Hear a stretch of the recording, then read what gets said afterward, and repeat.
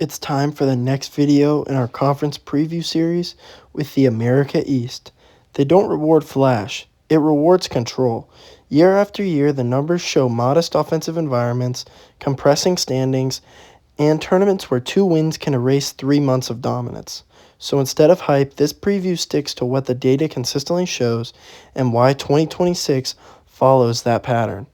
We're going to get it started off with one of the favorites in the conference, NJIT. They enter 2026 with another top-tier regular season finish in 2025. They continue a trend of conference winning percentages north of 600, and offensively they remain one of the league's steadiest units, typically finishing near the top in team batting average and on-base consistency. On the mound, their strength is workload, multiple arms capable of 30-plus innings with sub-4 ERAs, which matters heavily in a compressed tournament format. Their path is clear: earn a top seed, limit bullpen exposure early, and shorten games late. Next up is Binghamton. They consistently profile as a balanced run prevention team, often ranking among league leaders in team ERA. Offensively, they don't overpower opponents, but they stay competitive through situational hitting and strike throwing on the mound.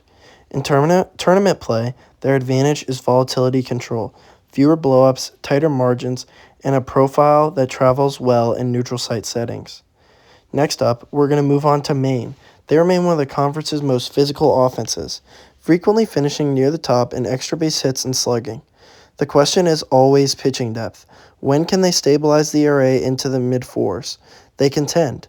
When they do not, they slide. Their tournament path relies on timing, catching rhythm late, and leveraging early offense to reduce inning stress. Albany sits in the middle to lower half of the standings, but their upsides lies in power volatility. When the run production spikes, particularly home runs, they become a legitimate tournament disruptor. They're a classic right weekend type of team, and that's what you need in a conference tournament. And our last team dominated last year. Bryant profiles as a offense-first type team, frequently finishing with above-average team batting marks. Pitching inconsistency can keep them from regular season separation, but tournaments compress that weakness.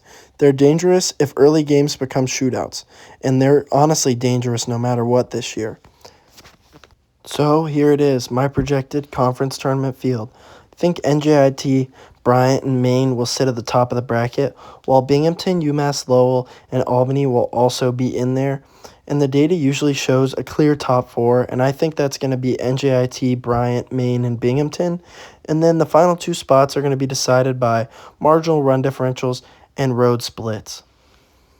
So who's my pick to take down the bracket? It's the NJIT Highlanders. Their advantage is floor, not ceiling. They combine steady offense with repeatable pitching workloads, which aligns perfectly with a tournament where short rest and bullpen management decide outcomes. Historically, teams with NJIT's profile, balanced, not explosive, convert top seeds into titles more often than expected, and that's exactly what I think is going to happen this year. And my player of the year is going to be on NJIT. Ty Sally, I think he's going to have another big year this year, as this past year he hit .341 with 33 RBIs. His value is visibility plus consistency. He produces every series and anchors a top-tier lineup. And next up is Colin Kidd, the pitcher of the year. .378 ERA and 33 innings with 29 strikeouts last year. If he can continue to build on that this year, his case is going to be reliability, a stable ERA, and a true workhorse in the staff. The America East remains a control conference, depth beats star power, and tournaments punish imbalance. If you disagree with NJIT, let me know in the comments and like the video.